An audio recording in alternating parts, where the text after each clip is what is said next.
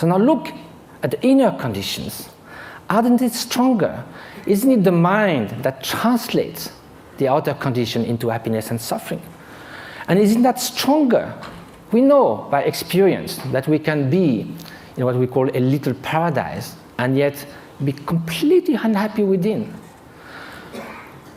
The Dalai Lama was once in Portugal and there was a lot of construction going on everywhere. So one evening he said, look, you are doing all these things, but isn't it nice also to build something within? And he said, unless that, even you get a high-tech flat on the 100th floor of a super modern and comfortable building, if you are deeply unhappy within, all you are going to look for is a window from which to jump. So now, at the opposite, we know a lot of people who in very difficult circumstances manage to keep serenity, inner strength, inner freedom, confidence. So now if the inner conditions are stronger, of course the outer conditions do influence. And it's wonderful to live longer, healthier, to have access to information, education, to be able to travel, to have freedom. It's highly desirable. However, this is not enough. Those are just auxiliary help, conditions. The experience that translates everything is within the mind. So then when we ask oneself how to nurture the conditions for happiness, the inner conditions, and which are those which will undermine happiness. So then this needs to have some experience. We have to know from ourselves there are certain states of mind that are conducing to this flourishing, to this well-being, what the Greek call eudaimonia, flourishing. And there are some which are adverse to this well-being. And so if we look from our own experience, anger, hatred, jealousy, arrogance, obsessive desire, strong grasping, they don't leave us in such a good state after we have experienced it. And also they are detrimental to others' happiness.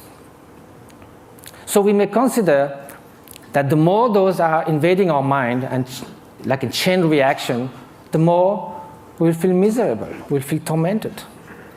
At the opposite, everyone knows deep within that an act of selfish generosity, if from the distance, without anyone knowing anything about it, we could save a child's life, make someone happy. We don't need a recognition. We don't need any gratitude. Just the mere fact of doing that feels such a sense of adequation with our deep nature. And we would like to be like that all the time. So is that possible? To change our way of being, to transform one's mind? Aren't those negative emotion or destructive emotion inherent to the nature of mind? Is a change possible in our emotions, in our traits, in our moods? So for that we have to ask, what is the nature of mind? And if we look from the experiential point of view, there is a primary quality of consciousness. That is the mere fact to be cognitive, to be aware. Consciousness is like a mirror that allows all images to rise on it. You can have ugly faces, beautiful faces in the mirror. The mirror allows that, but the mirror is not tainted, is not modified, is not altered by those images. Likewise, behind every single thought, there is the bare consciousness, pure awareness. This is the nature. It cannot be tainted intrinsically with hatred or jealousy, because then, if it was always there, like a dye that would permeate the whole cloth, then it would be found all the time somewhere. We know we're not always angry, always jealous, or always generous. So because the basic fabric of consciousness is this pure cognitive quality that differentiates it from a stone, there is a possibility for change because all emotions are fleeting. That is the ground for mind training. Mind training is based on the idea that two opposite mental factors cannot happen at the same time. You could go from love to hate, but you cannot at the same time, toward the same object, the same person, one to harm and one to do good. You cannot in the same gesture shake hand and give a blow. So there are natural antidotes to emotions that are destructive to our inner well-being. So that's a way to proceed. Rejoicing compared to jealousy, a kind of sense of inner freedom as opposite to intense grasping and obsession, benevolence, loving kindness against hatred. But of course, each emotion then would need a particular antidote. Another way is to try to find a general antidote to all emotions. And that's by looking at their very nature.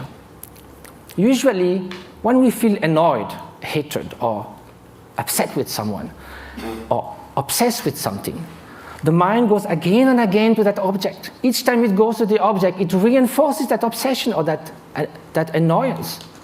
So then it's a self-perpetuating process. So what we need to look now is, instead of looking outward, we look inward. Look at anger itself. It looks very menacing, like a billowing monsoon cloud, thunderstorm. But we think we could sit on the cloud, but if we go there, it's just mist.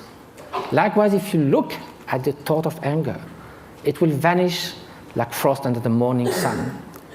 If you do this again and again, the propensity, the tendencies for anger to arise again will be less and less each time you dissolved it. And at the end, although it may arise, it will just cross the mind like a bird crossing the sky without leaving any track. So this is the principle of mind training. Now, it takes time, because it took time for all those faults in our mind, tendencies to build up. So it will take time to unfold them as well. But that's the only way to go. Mind transformation. That is the very meaning of meditation.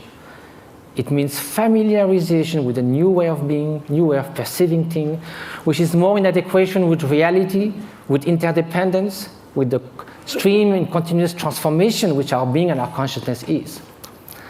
So the interface with cognitive science